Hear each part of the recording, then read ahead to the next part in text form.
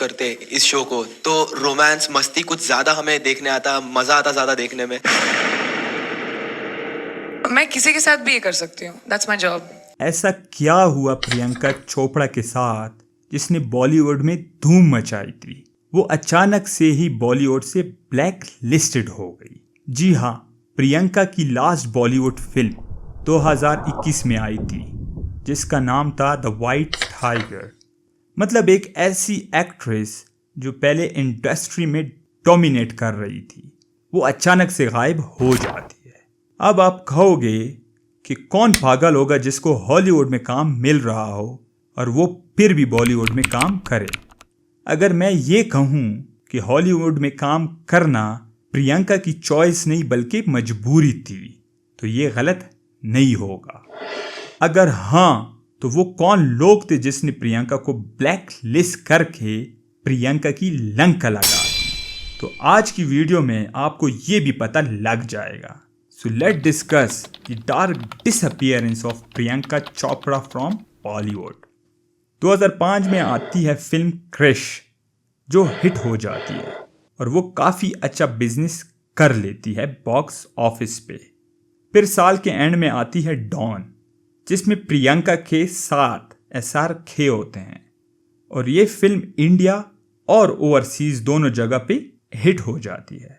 लेकिन इस फिल्म ने जितना प्रियंका को इंडस्ट्री में नाम दिया होता है, वही ये कहीं ना कहीं एक घर में थोड़ी सी चिंगारी भी पैदा कर लेती है, जो आगे जाकर आग की शक्ल इख्तियार कर लेती है।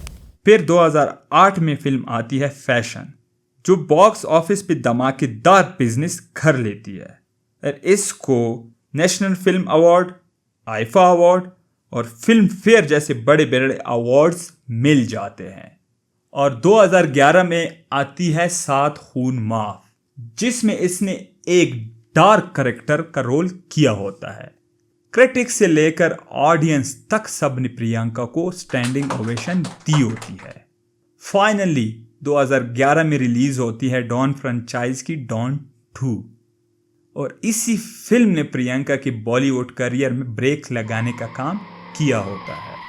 डॉन 2 की शूटिंग के दौरान ही मीडिया में कुछ ऐसी खबरें आना शुरू हो जाती है कि SRK एंड प्रियंका के बीच कुछ चल रहा है।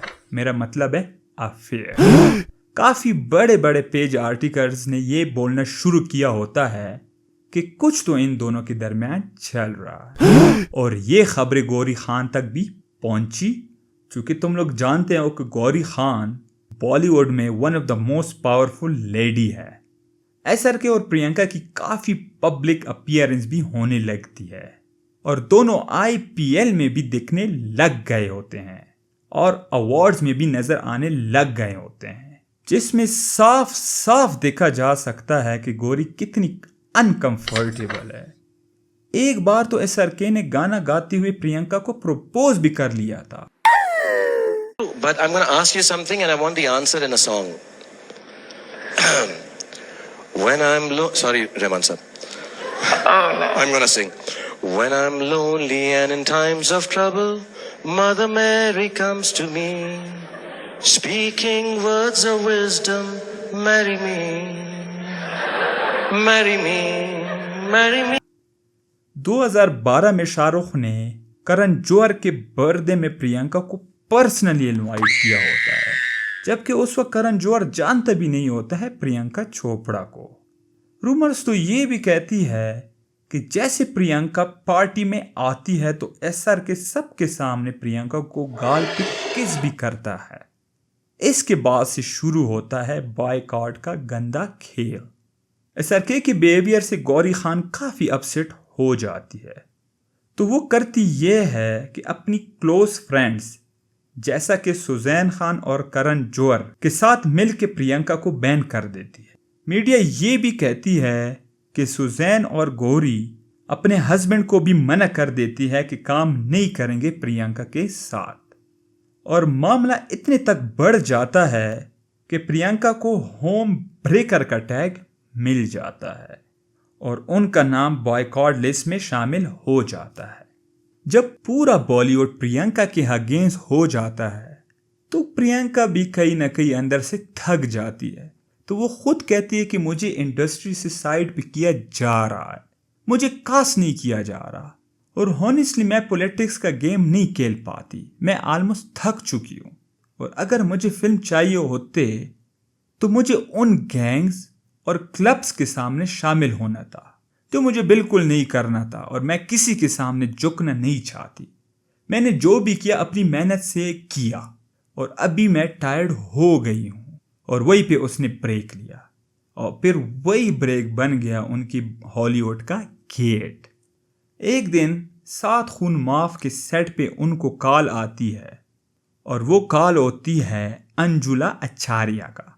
उन्होंने प्रियंका को एक वीडियो में देखा था, तब से वो इसको साइन करना चाह रही थी। उन्होंने प्रियंका से डायरेक्टली कहा, do you want to build a music career in US? Priyanka के लिए ये एक फ्रेश स्टार्ट था, एक नई दुनिया थी जहां उसे किसी के सामने झुक कर काम नहीं करना था, और ना ही किसी लोबी का हिस्सा बनना था। उन्होंने हॉलीवुड में पहला कदम म्यूजिक वीडियो से लिया। फिर आया वो मोमेंट जब इसने साइन किया अमेरिकन क्वांटिको को, जिसमें उसने लीड रोल किया हॉलीवुड में, और इससे प्रियंका के लिए हॉलीवुड के दरवाजे खुल गए। और फिर इसने काम किया बेविच और सेटडल जैसे प्रोजेक्ट्स में, और आज प्रियंका सिर्फ एक्ट्रेस नहीं, ब्रांड है, और वो हॉलीवुड में बहुत ज़्यादा खुश भी है।